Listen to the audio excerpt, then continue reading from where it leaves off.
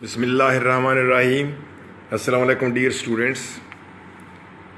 आज हमारा lecture number 31 है, जिसमें टेस्ट नंबर 28 चेक करना है और बुक 2 पार्ट 2 के दूसरे चैप्टर यानी एक्चुअली लेसन नंबर 12 का तारुफ मैंने करवा दिया था, हिच हाइकिंग अक्रॉस द सहारा, वो पढ़ेंगे।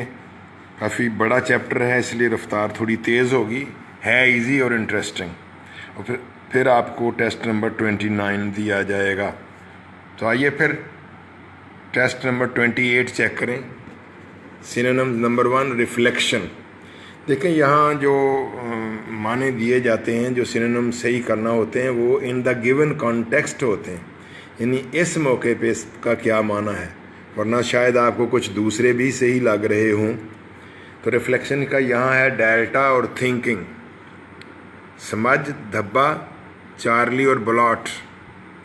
अशर डोर कीपर को, अटेंडेंट को कहते हैं, जो निगरान वगैरह। अल्फ़ा और attendant. Incidentally, by chance, accidentally. Delta.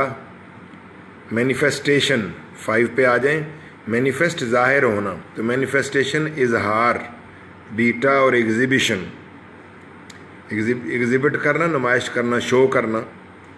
6 inhospitable, बड़ी तफसील बताई थी मैंने। होस्ट मेज़बान, हॉस्पिटेबल मेहमान नवाज, हॉस्पिटैलिटी मेहमान नवाजी, और इनहॉस्पिटेबल गैर मेहमान नवाज यानी अनइनवाइटिंग, अनफ्रेंडली होगा यहाँ, बीटा और अनफ्रेंडली। नंबर 7 इनवेरिएबली, वेरिएबल जो चेंज हो जाए और इनवेरिएबल जो चेंज ना हो, तो इनवेरिएबली का क्या माना हो गया, हमेशा ही। अल्फ़ा और कॉन्स्टेंटली। प्रिवेल, छा जाना, गालिब आ जाना। देयर विल प्रिवेल्ड, यानी उनकी मर्जी ही जीत जाती थी, तो अल्फ़ा और विन। 9 डिसर्नमेंट, डिसर्न देख लेना, बसीरत होना, बारीक बीनी को कहते हैं, तो डिसर्नमेंट। बीटा और विजडम। 10 सॉट, सीख का माना आप देख लें, तलाश करना भी होता है, लेकिन उन मानों में सीख नहीं। ये सीख नॉलेज वगैरह होगा, आपकी गुमशुदा जो चीज़ है उसको सीकिंग नहीं कहते, वो सर्चिंग ही होती है। लिहाजा यहाँ ध्यान से ज़रा, ये आपके लिए बड़ा स्लिपरी सा था, इसमें बीटा आना है, बीटा और वांटेड। ठीक हो गया। आइए अब लेसन की तरफ खोल लें किताब students. Hitch hiking across the Sahara, page 50 पे है हमारा लेसन स्टार्ट हो रहा है। JF लैम लिखने वाले हैं। सहारा एक्चुअली तो अरबी के लफ्ज़ सहरा से ही निकला है, तो लिखना अब सहारा है, स्वाद हे बड़ी और अलिफ रे अलिफ। तो ये गर्म सहराओं में दुनिया का सबसे बड़ा सहरा है, अफ्रीका में है। लेंथ काफ़ी सारी है इसकी, 3-4 हज़ार किलोमीटर के करीब, और 2000 किलोमीटर विड्थ है तकरीबन। तो उसका जिक्र होने लगा है, बड़ा मज़ा आएगा आपको, ये एडवेंचर है एक तरह का। तो राइटर कहते हैं, पहले तारुफ करवाएंगे। If a giant were to pick England up, अगर कोई जिन किसी तरह से इंग्लिस्तान को ऊपर उठा ले, and put it down in the middle of the Sahara desert, और इसे कहीं वो सहारा डेजर्ट के वस्त में कहीं दरमियान में रख दे, we should have quite a task to find it. Task, काम, तो ये अच्छा वाला काम होगा उसको, इंग्लैंड को ढूंढना। अब इंग्लैंड एक मुल्क है ठीक ठाक, और राइटर कह रहे हैं कि अगर आप इंग्लैंड को उठा के सहराए सहारा के वस्त में कहीं रख दें, तो इसको फिर तलाश करना अच्छा भला मुश्किल काम होगा। The full Sahara area stretching almost the complete width of North Africa, पूरा जो सहारा का इलाका है जो फैला हुआ है, स्ट्रेचिंग फैला हुआ, expanding, almost the complete width of North Africa, शुमाली अफ्रीका के तकरीबन मुकम्मल चौड़ाई जो उसका अर्ज़ है उस पर फैला हुआ है, is many times the size of great Britain, तो ये बरतानिया उज़्मा से कई गुना ज़्यादा बड़ा है, यानी कई बरतानिया आ जाएं तो उसमें आएगा। आपको अब इन 3 लाइनों में the writer has given you the impression of the size of the Sahara desert, तो यहाँ अब इंग्लैंड नहीं कहा, ग्रेट ब्रिटेन कहा है। ग्रेट ब्रिटेन में आयरलैंड और स्कॉटलैंड भी शामिल है। तो many times the size of great Britain, great Britain कई सारे इकट्ठे हो जाएं तो फिर सहारा डेजर्ट बनेगा। इस साइज़ का तारुफ हो गया। About half of this gigantic area, ये 1956 के करीब ये वाक़या पेश आता है, ये जो एडवेंचर है। तो बहुत पुरानी बात है, अब तो 70 साल तकरीबन। तो about half of this gigantic area is mainly under French control. Gigantic, huge, big. तो इसका सहराए सहारा का ज़्यादातर जो बहुत बड़ा एरिया है, इसका आधा हिस्सा फ्रांसीसियों के कंट्रोल में है। वेरी रिसेंटली इंडीड बेशक, बिलाशुबा, रिसेंटली हाल ही में, लेकिन हाल ही में the discovery of oil beneath the sand, रेत के नीचे जो तेल दरियाफ्त हो गया है, has begun to bring changes, इससे इस सहरा में तब्दीलियाँ आना शुरू हो गई हैं। But less than 3 years ago, लेकिन 3 साल से भी कम अरसा कबल तक, most of the area had for countless years consisted of immense stretches of barren sand. तो सिर्फ 3 साल पहले तक सहारा का ज़्यादातर जो एरिया था, फॉर काउंटलेस ईयर्स, बेशुमार सालों से, कंसिस्टेड ऑफ, मुश्तमिल चला आ रहा था, इमेंस, बड़े बड़े, ह्यूज, स्ट्रेचेस, पैचेस, इलाके, एक्सपेंशंस, बैरन, बंजर। तो अब तो कुछ रौनक होने लगी है, लेकिन 3 साल से पहले तक सैकड़ों सालों से ये बिल्कुल बंजर, रेत के बड़े बड़े इलाकों पर मुश्तमिल था ये सहरा। Intensely hot during the day, दिन के वक्त वो रेत या वो जो इलाके होते थे इंटेंसली हॉट, सवियरली, शदीद गर्म होते थे। With few water wells, few पता है ना आपको, ना होने के बराबर। आ फ्यू हो तो चंद एक, तो आई हैव फ्यू रुपीज़ का माना ये होगा मेरे पास कोई रुपए नहीं है, यानी बहुत ही rare. With few water wells, जिनमें पानी वाले बहुत कम कुएँ होते थे। एंड लिटिल वेजिटेशन, लिटिल फिर नेगेटिव सेंस में है, ना होने के बराबर। वेजिटेशन, पौधे वौधे, सब्ज़ा, ग्रास और कोई ट्रीज़ वगैरह। तो ये रेत इतनी गर्म होती थी दिन के वक्त, बहुत ज़्यादा, बहुत ही कम पानी के तालाब या कुएं वगैरह, और बहुत ही कम सब्ज़ा था। लार्ज पार्ट्स वर आलमोस्ट अनइनहेबिटेड, अनपॉपुलेटेड। तो सहराए सहारा के बड़े बड़े इलाके बेआबाद थे, वहाँ कोई आबादी वगैरह नहीं थी, इंसान नहीं बसता था। In other parts there were just a few towns, दीगर हिस्सों में बस चंद एक कस्बे थे। वेरी वाइडली स्कैटर्ड, जो बड़े दूर दूर बिखरे हुए थे, यानी एक यहाँ है तो एक कहीं भावलपुर के करीब, दूसरा मुल्तान के करीब, इस तरह से छोटे छोटे कस्बे दूर दराज बिखरे हुए थे। And occasional wandering tribes of Arabs और बर्बर्स, या फिर कभी कभार, ओकेजनल, समटाइम्स, वांडरिंग, घूमने वाले, ट्राइब्स, कबीले, ये जो नोमैड्स या जिप्सीज होते हैं, खाना बदोश, उनका जिक्र आ रहा है, वो भी कभी कभी नज़र आ जाते थे। यानी कुछ तो कस्बे थे, या फिर कभी कभी घूम फिर कर ज़िंदगी बसर करने वाले खाना बदोश अरब या बर्बर्स के कबीले होते थे। ये माजी की हिस्ट्री आ गई। तीसरे पैरे पे आ गए। Hardly the lands one would think in which to go hitch hiking. One would think, इंसान सोचेगा कि मुश्किल से ही ऐसी ज़मीन होगी, ऐसा इलाका होगा जिसमें हिच हाइकिंग की जाए।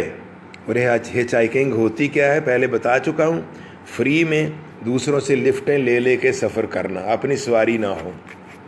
तो ये ऐसी सरजमीन ना थी जिसमें हिच हाइकिंग की जाती या उसके बारे में सोचा भी जाता। येट फिर भी this was the mode of travel, mode, manner, way, यही वो सफ़र का तरीका था that Robert Christopher, a young American decided to adopt in the Sahara crossing which he began in 1956. फिर भी यही हिचहाइकिंग का ही तरीक़ेकार था जो एक नौजवान अमरीकी ने, जिसका नाम रॉबर्ट क्रिस्टोफर था, इख्तियार किया 1956 में इस सहारा को अबूर करने के लिए।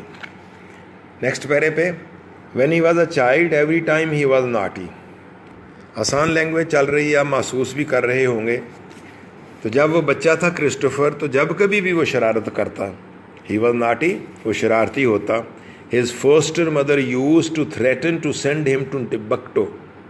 फोस्टर मदर अडॉप्टिव मदर, पालने वाली माँ, यानी स्टेप मदर होती है, असल अम्मा ना हो जिसने लेके पाला हो।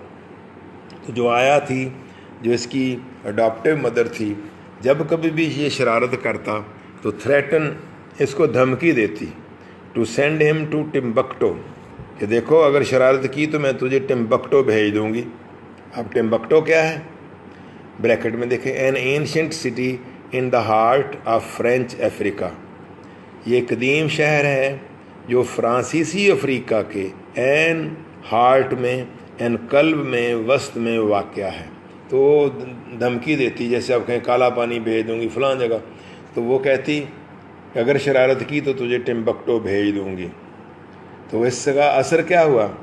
Instead of alarming him, alarming threatening, ख़तरा देना, बजाय इसके कि ये धमकी उसको डराती, the idea aroused in him a keen desire, arouse पैदा करना, क्रिएटेड, एक्साइटेड, कीन एक्यूट, शदीद, बजाय इसके कि वो इससे डरता, उल्टा उसके अंदर एक शदीद ख्वाहिश पैदा हो गई, to see this distant place, ये दूर दराज की जगह है, ये तो देखूं। जब बड़ा हुआ तो उसके जहन में ख्याल आया कि वो अम्मा धमकी दिया करती थी, तड़ी दिया करती थी कि तुझे एक टिम्बक्टो भेज दूंगी, तो देखना चाहिए टिम्बक्टो है क्या। तो अब वो वही लॉन्च कर रहा है सफ़र।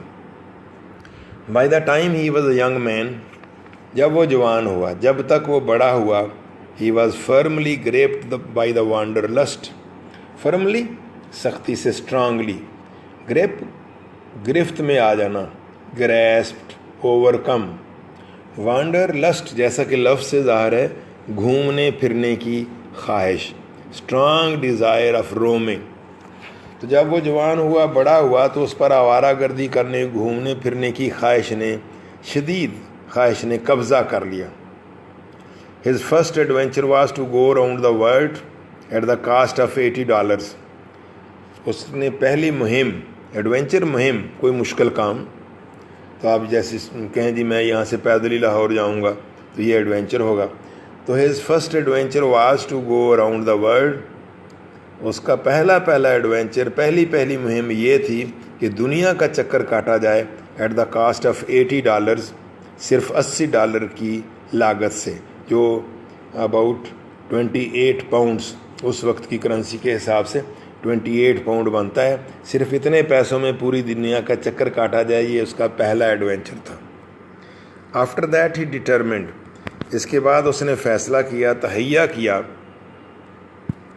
That the next journey should be, कि उसका अगला सफ़र होगा, to travel right across the Sahara, कि ठीक सहारा को अबूर करेगा, फ्राम अल्जीयर्स, अल्जीयर्स से लेके on the north coast of Africa, जो कि अफ्रीका के शुमाली साहिल पर है, यानी इधर से शुमाल की जानब से सहरा अल्जीयर्स से शुरू होता है, यहाँ से लेके टू टिम्बक्टो, टिम्बक्टो जाएगा, ये उसने तहैया किया, which is near the river Niger, जो दरियाए नाइजर के करीब है ये कस्बा, in the extreme south of the great desert, इस अजीम सहरा के इंतहाई जनूब में।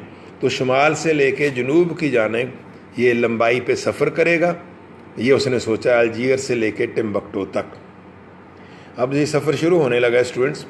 The trans Sahara journey, trans across, तो ये सहारा को अबूर करने का सफ़र began at a little town Boussaada, ये एक छोटे से कस्बे से शुरू हुआ जिसको बूसादा कहा जाता था। देखा, ये अरबी नाम है, उस वक्त तक अरबों की बड़ी सुप्रीमेसी थी, सुपीरियरिटी थी, उनको डोमिनेंस हासिल था, तो नाम भी सारे, जैसे कि सहरा से भी अंदाज़ा हो रहा है और बूसादा से भी।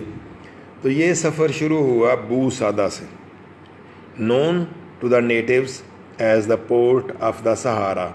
नेटिव मुकामी लोग, local people. Port of Sahara, सहरा की बंदरगाह। तो ये बूसादा का कस्बा, ये शहर सहरा की बंदरगाह कहलाता है। यहाँ से उसके सफ़र का आगाज़ हुआ। For it is here that the desert really starts, क्योंकि यहीं से सहरा हकीकत में शुरू होता है। Christopher discovered that a desert truck was leaving for the south shortly. ये शुमाल से आगाज़ कर रहे हैं और he has to travel southwards. ये वाज़े रहे जहन में। आप अपने जहन में भी नक्शा तैयार कर सकते हैं, इमेजिन कर सकते हैं कि इधर से खानपुर से रोही की तरफ जाना है, शॉर्टली, जल्द ही। तो उसको पता चला क्रिस्टोफर को कि एक सहराई ट्रक थोड़ी ही देर में जुनूब की जानिब रवाना होने वाला है। And he arranged with the driver. उसने ड्राइवर से बातचीत की, मामला तय किए, to be given a lift as far as it went, कि जहाँ तक ये जाए उसको एक लिफ्ट दे दी जाए। The conditions were agonising. अगला para students, second last para इस पेज पर। Agonising, painful, highly painful. Conditions, हालात, यानी मौसम वगैरह। हालात शदीद करबनाक थे, तकलीफ़ देह थे। 3 men, जिस ट्रक पे ये बैठा है 3 आदमी, ड्राइवर, ग्रीसर एंड पैसेंजर। 2 तो वो हो गए, एक ड्राइवर और इसका ग्रीसर, वो जो क्लीनर वगैरह होता है, ग्रीस देने वाला, एंड पैसेंजर, ये रॉबर्ट क्रिस्टोफर हो गए। ये तीनों लोग sat side by side in the front seat. Truck की अगली सीट पर एक दूसरे के साथ साथ बैठ गए। Travelling at a bare 32 kilometres an hour. और रफ्तार क्या थी? Bare hardly 32 kilometres an hour, 32 kilometre 1 घंटे के हिसाब से ये चल रहा था ट्रक। बहुत स्लो, चूँकि सहराई इलाका है।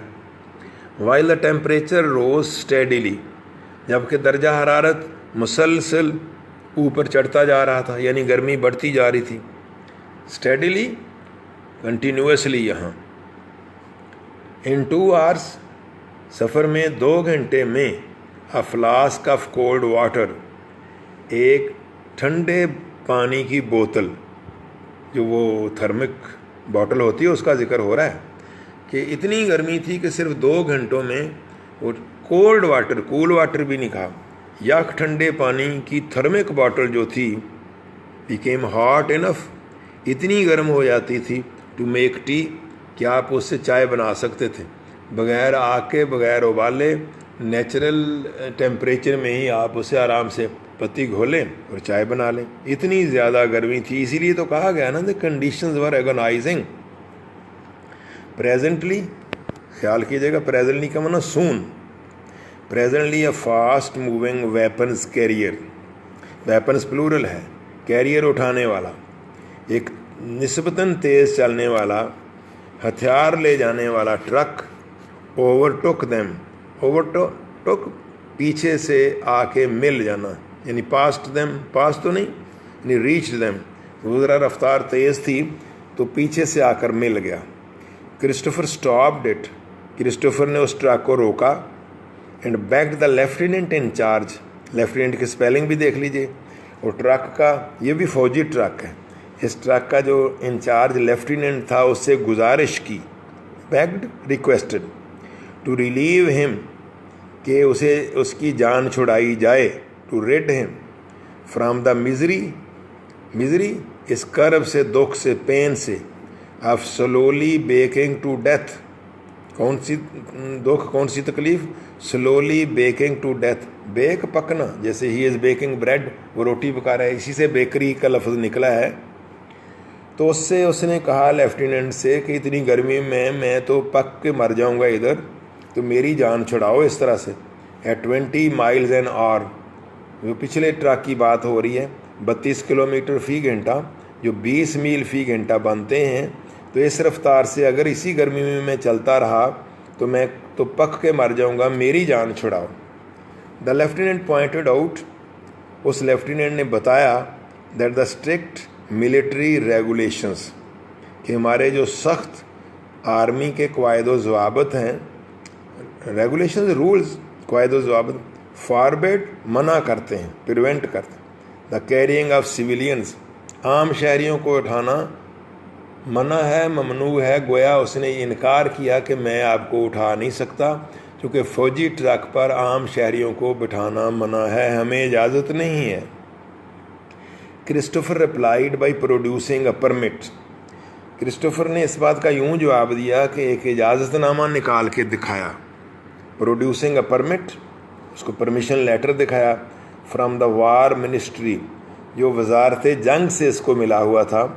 गिविंग हिम परमिशन, जिससे इसको इजाज़त दी गई थी to join the French Foreign Legion, कि फ्रांसीसी गैर मुल्की फ़ौज में, लीजन फ़ौजी ट्रूप्स में शामिल हो जाए फॉर अ शॉर्ट पीरियड, थोड़ी देर के लिए, in order to collect material for an article, एक मजमून लिखने के लिए, कोई मवाद इकट्ठा करने के लिए इसको इजाज़त मिली थी कि चंद माह के लिए तुम गैर मुल्की जो फ्रांसीसी फ़ौजी दस्ते हैं उनमें शामिल हो सकते हो।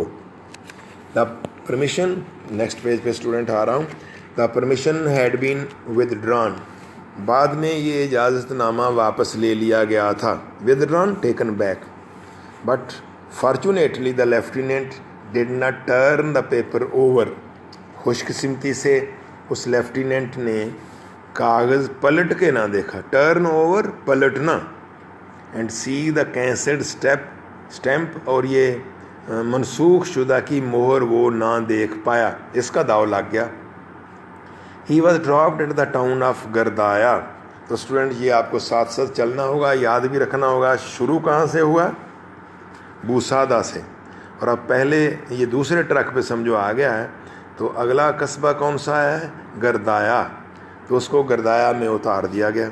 अ टिपिकल डेजर्ट सिटी, जो एक ख़ास नमूने का, पेकुलियर पर्टिकुलर किस्म का सहराई कस्बा है, एक्सेप्ट दैट, सिवाय इसके कि that the flies are even more numerous and stickier than they are anywhere else, कि यहाँ की मक्खियाँ जो हैं वो मोर न्यूमरस, तादाद में बहुत ज़्यादा हैं, एंड स्टिकियर, और बड़ी चिपकने वाली हैं, बड़ी ढीठ किस्म की हैं, than they are anywhere else, जितनी कि वो किसी भी और जगह है। तो ये एक इसकी कैरेक्टरिस्टिक है, स्पेशल ट्रेट है इस कस्बे की, गर्दाया की, यहाँ मक्खियाँ बेशुमार हैं और वो बहुत ज़्यादा चिपकू किस्म की हैं। आगे थोड़ा सा मक्खियों का तबसरा ही आ रहा है गर्दाया के बारे में। एनीथिंग, इन्वर्टेड कामर्स में, anything that has the remotest relationship with food, कोई भी चीज़ जिसका खुराक के साथ दूर का भी राबता हो, दूर का भी नाता हो, रिमोटेस्ट ज़रा सा दूर का, डिस्टेंट। क्रिस्टोफर स्टेट्स, क्रिस्टोफर बयान करता है कि कोई भी चीज़ जो खाने पीने से मिलती जुलती हो सही, is constantly and completely covered with flies, वो मुसलसल तौर पर और मुकम्मल तौर पर मक्खियों से भरी हुई होती है, मक्खियों का कवर चढ़ा होता है उस चीज़ पर, मामूली सी भी को खाने वाली चीज़ हो सही। They have no hesitation in following the food right into your mouth, अगर आप कोई लुकमा खा रहे हैं तो मक्खियों को ज़रा शर्म नहीं आती, ज़रा हिचकिचाहट नहीं आती, वो आपके लुकमे के पीछे पीछे आपके हाथों के साथ साथ आपके मुंह में भी दाखिल हो जाती हैं, उन्हें ठीक आपके मुंह तक जाने में, खुराक के साथ जाने में कोई हिचकिचाहट नहीं, hesitation, reluctance. And I had to be vigilant, और मुझे बड़ा चौकन्ना रहना पड़ता था, vigilant, watchful, careful, until each mouthful was safely behind my teeth, यहाँ तक कि हर लुकमा बड़ी हिफाजत से सही तरीके से मेरे दांतों के पीछे ना चला जाता। मैं बड़ा ख्याल करता था, एक हाथ से मक्खियों को झटकता ही रहता था। आई saw many children on the streets, ज़रा ख्याल कीजिएगा, ऑन द स्ट्रीट्स कह रहा है, इन द स्ट्रीट्स नहीं। तो मुझे गलियों में बहुत से बच्चे भी नज़र आए, बट आई गॉट ओनली अ वेग आइडिया, वेग अनक्लियर, लेकिन मुझे बहुत ही गैर वाज़ेह सा तसव्वुर मिलता था of what they looked like, वो लग क्या कैसे रहे थे, कैसे लगते थे। बच्चे जो बैठे होते, वजह क्या थी, कोई और ही चीज़ नज़र आते थे। क्यों? फॉर दे आल वोर अ मास्क ऑफ फ्लाइज, क्योंकि सब बच्चों ने मक्खियों का एक नकाब पहन रखा होता था, क्योंकि चारों तरफ मक्खियाँ हैं, तो वो बच्चे नहीं नज़र आते थे, कुछ और ही नज़र आते थे। थोड़ा सा स्टूडेंट्स आज के लिए और पढ़ लें, रफ्तार तेज़ करना पड़ेगी ताकि हम इस चैप्टर को ख़त्म कर लें। आप देखेंगे बहुत बड़ा चैप्टर है। यह अब बूसादा से गर्दाया पहुंच चुका। He was able to continue his hitchhike to the south in a leisurely manner. तो अब वो जनूब की जानिब इसने लिफ्टें ले ले के अपना सफ़र जारी रखा, वो जारी रख पाया in the leisurely manner. Leisure spare time, easy सा, यानी आपने अगर लंबी दौड़ लगानी हो, दूर सफ़र करना हो तो शुरू से दौड़ नहीं पड़ते, शुरू से आप आराम से चलते हैं। मंजिल करीब हो तो शायद तेज़ चलें। रोज़ा रखा हुआ हो तो आपने देखा होगा कि सुबह सुबह आप या तो ठंडे वक्त काम करते हैं या फिर आराम से, ताकि रोज़ा लग ना जाए। तो इसने भी बड़े लेजरली मैनर में, बड़े इजी से, आसान से तरीके से सफ़र जारी रखा। That was so typical of the desert, और यही तरीक़ेकार सहरा का ख़ास तरीका है, यानी लोग तेज़ नहीं चलते, भागते नहीं हैं, ईजी लेते। On the day of his arrival he discovered, जब ये यहाँ पहुँचा है ना गर्दाया, उसी रोज़ ही उसको पता चला that there was a truck due to leave at once for एल्गोलिया। फिर देखें अरबी लफ्ज़ आ गया है कि एक ट्रक अनकरीब ही एल्गोलिया के लिए रवाना होने वाला है। तो गर्दाया में इसको पता चला कि एक ट्रक जल्द ही एल्गोलिया जाएगा। This truck was a new and powerful one, ये ट्रक नया भी था और ताकतवर भी था। And carried all kinds of goods, माल गाड़ी को पता है ना स्टूडेंट्स, गुड्स कहते हैं। तो ये हर तरह का माल उठाए हुए था। पेन्स एंड नीडल्स, पिन्ने, सुइयाँ, सोइंग मशीन्स, सिलाई मशीनें, पॉट्स, बर्तन, एंड पैन्स, फ्राइंग पैन, ये तवे वगैरह, मशीन पार्ट्स, मशीनों के अज्जा।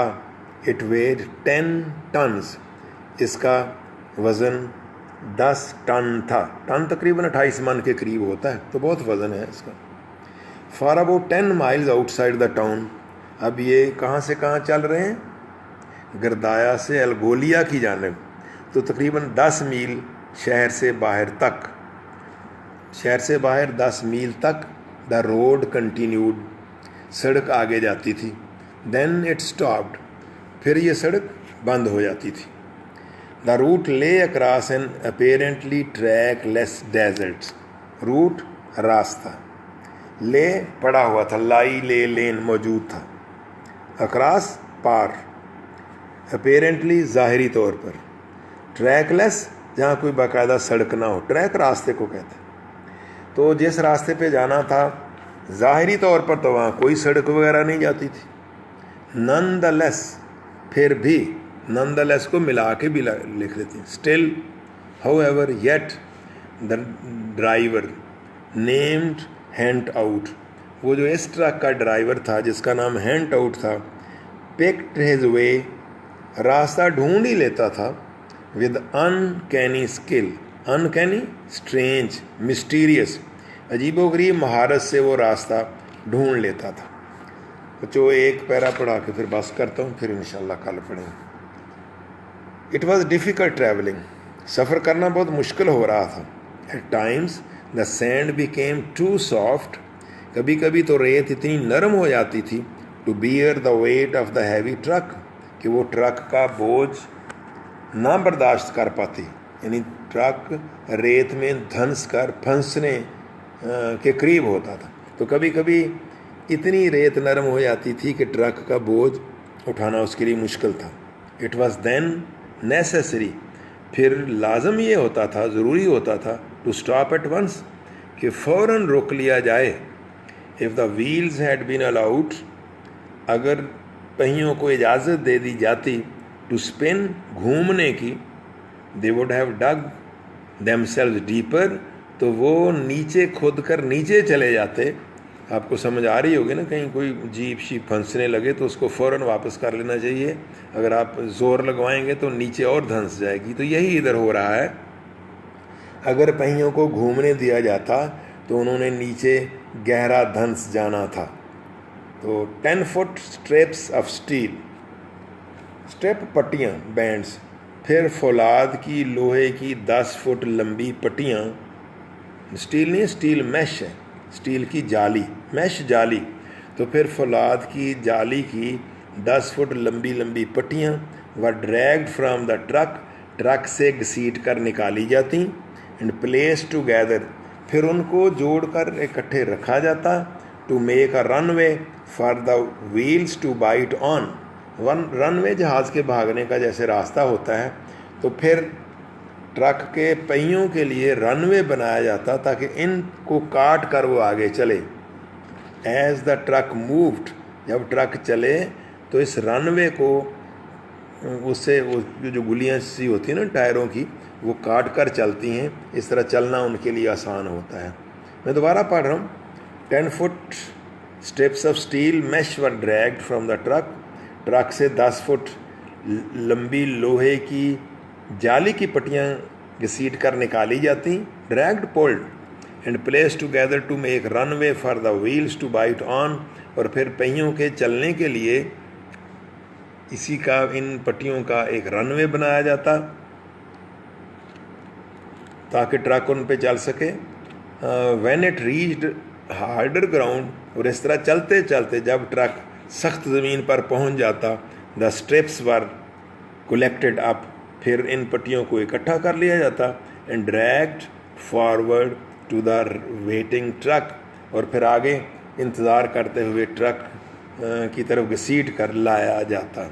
ये उनको पता होता है कि ऐसे रेत में मुश्किल पेश आ सकती है, तो ये पट्टियाँ उन्होंने रखी हुई है। Christopher perform useful service, perform अंजाम दी, क्रिस्टोफर ने भी बड़ी कामयाब खिदमत अंजाम दी। In helping the greaser, greaser की मदद करने में। विद दिस आर्डुअस ऑपरेशन, इस सख्त मुश्किल, आर्डुअस हार्ड, मुशक्क़त तलब, ऑपरेशन टास्क काम, इस काम में क्रिस्टोफर भी उसकी मदद करता था। स्टूडेंट साहब ने देखा कि दिलचस्प ऐसे है। इंशाल्लाह बाकी फिर हम कल जारी रखेंगे। अस्सलाम वालेकुम, खुदा हाफिज़।